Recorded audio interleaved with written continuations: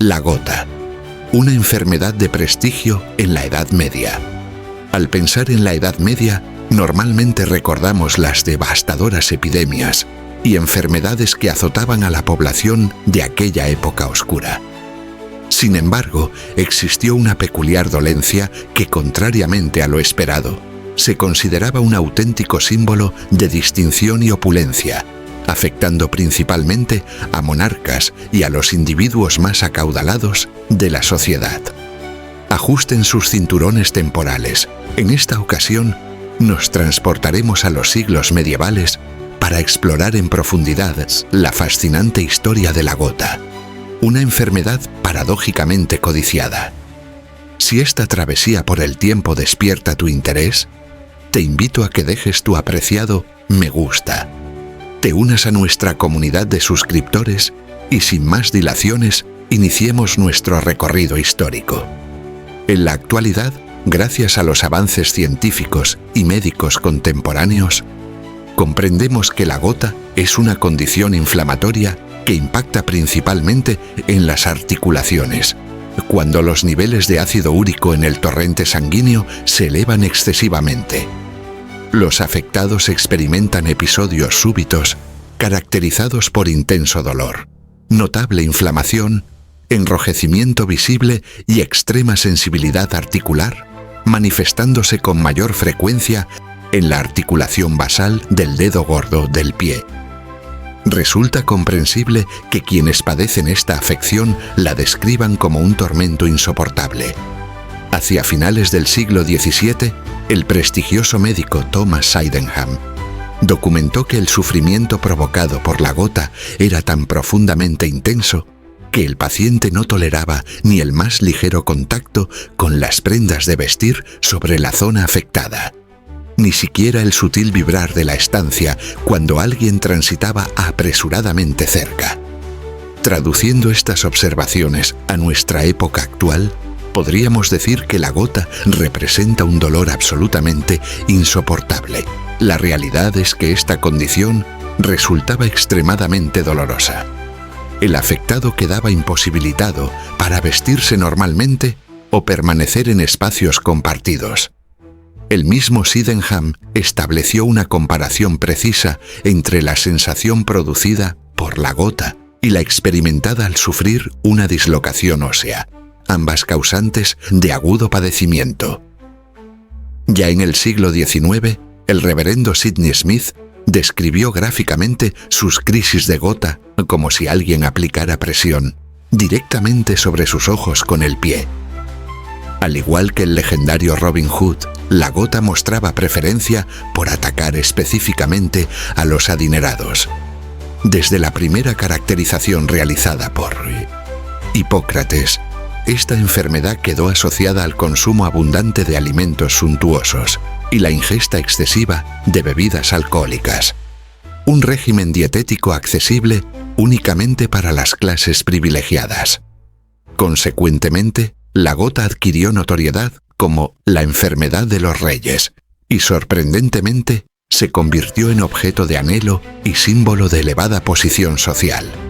Representaba una evidencia física, extremadamente dolorosa pero incontestable, de opulencia económica. Las clases menos favorecidas, afortunadamente para ellas, carecían de este privilegio, si es que podemos denominar así a tan penosa condición. En una publicación de 1900, el prestigioso London Times afirmaba en sus comentarios editoriales que numerosas personas aspiraban a padecer gota, puesto que su presencia confirmaba indiscutiblemente su elevado estatus social, convirtiendo así a los afectados en los auténticos influencers, originales de su época.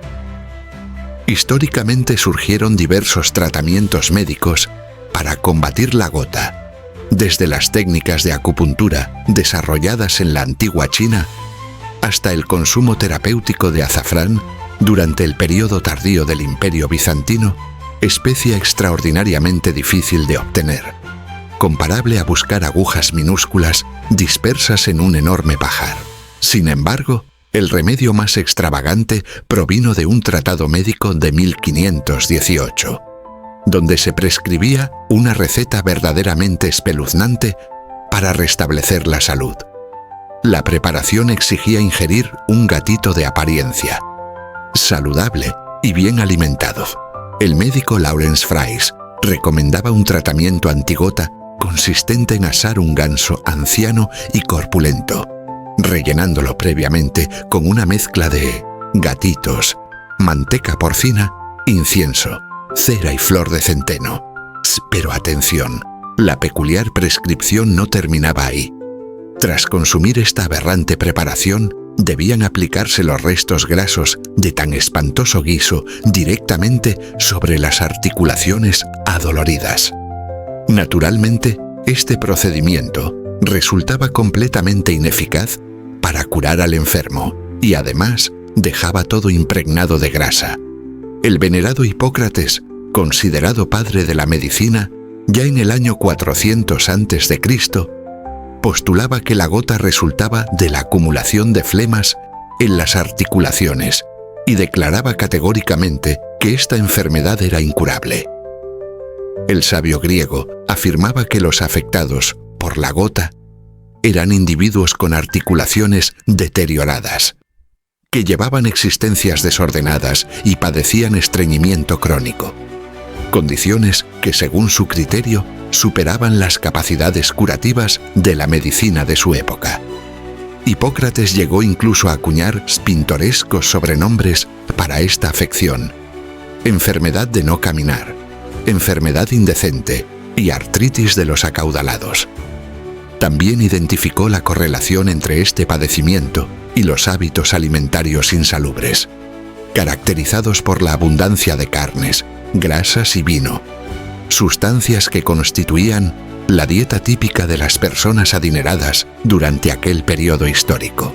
Otro líder histórico víctima de los excesos cárnicos y vinícolas fue el emperador Carlos V, cuyo vasto imperio abarcaba territorios en Europa, Asia, África y Sudamérica. Carlos V sufrió la gota desde temprana edad, no siendo un monarca cualquiera, sino uno cuya enfermedad alteró significativamente el curso de la historia, debido a su dieta abundante en carnes y su predilección por la cerveza y el vino, incluyendo su famosa jarra de 4 asas, que tanto divertía a sus contemporáneos. Sus crisis gotosas alcanzaron tal gravedad que durante el enfrentamiento bélico contra los franceses apenas podía mantenerse erguido. Después de que las tropas francesas conquistaran la ciudad de Metz en 1552, el emperador Carlos V experimentó los efectos de la gota con tal virulencia que se vio obligado a suspender la campaña militar para recuperar la plaza. Los franceses, consecuentemente, obtuvieron una victoria decisiva, infligiendo una severa derrota al ejército imperial. El emperador, buscando exculparse, manifestaba: «No me responsabilicen a mí, sino a mi gota». Esta situación precedió a su histórica abdicación del trono y posterior retiro a un monasterio, donde podía sobrellevar su padecimiento gotoso en soledad, sin perturbar la estabilidad del imperio.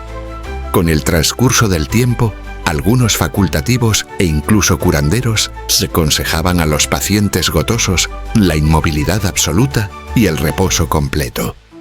Pero dado que esta recomendación resultaba prácticamente imposible de seguir en aquella época, surgieron adaptaciones y alternativas terapéuticas. Una de estas soluciones fue el denominado taburete de la gota, un asiento especialmente diseñado para elevar y sostener una extremidad afectada, aunque ciertamente no poseía las propiedades mágicas que algunos sanadores le atribuían exageradamente. Una práctica extremadamente común durante aquel periodo, recomendada tanto por médicos como por curanderos, consistía en envolver los pies doloridos con telas o franelas, esperando pacientemente que la crisis gotosa remitiera, algo que raramente ocurría mediante este simple procedimiento. A principios del siglo XX, abandonaron progresivamente los paños tradicionales para implementar una innovadora bota de cristal que los médicos utilizaban para aplicar calor localizado y así tratar los síntomas de la gota. Aunque esta terapia térmica proporcionaba un alivio momentáneo, paradójicamente agravaba la situación a largo plazo. El calor movilizaba el ácido úrico acumulado, que podía migrar hacia los riñones, con el consiguiente riesgo de comprometer su funcionamiento y, en casos extremos, provocar el fallecimiento del paciente. La gota es causada fundamentalmente por la hiperuricemia, es decir, concentraciones excesivas de ácido úrico en la sangre. Las hormonas estrógeno protegen naturalmente a las mujeres contra esta condición metabólica, haciéndolas considerablemente menos susceptibles a desarrollar crisis gotosas. Sin embargo, conforme las mujeres envejecen y atraviesan la menopausia, sus niveles de estrógeno disminuyen significativamente, incrementando así su vulnerabilidad frente a esta enfermedad. También existían factores genéticos implicados. El 80% de los médicos medievales sostenían que la predisposición a la gota se transmitía hereditariamente, por lo que podemos afirmar que durante la Edad Media resultaba extremadamente infrecuente que una mujer padeciera la temible enfermedad de los reyes. Ahora que has profundizado en el conocimiento de esta fascinante y dolorosa enfermedad aristocrática, te recomiendo encarecidamente mantener una alimentación equilibrada, rica en frutas y verduras variadas, y no abandones esta presentación sin antes dejarnos tu apreciado me gusta, suscribirte a nuestro canal y compartir este contenido con tus amistades interesadas en la historia médica. Recibe un cordial saludo y nos reencontraremos en nuestra próxima aventura histórica. Hasta muy pronto.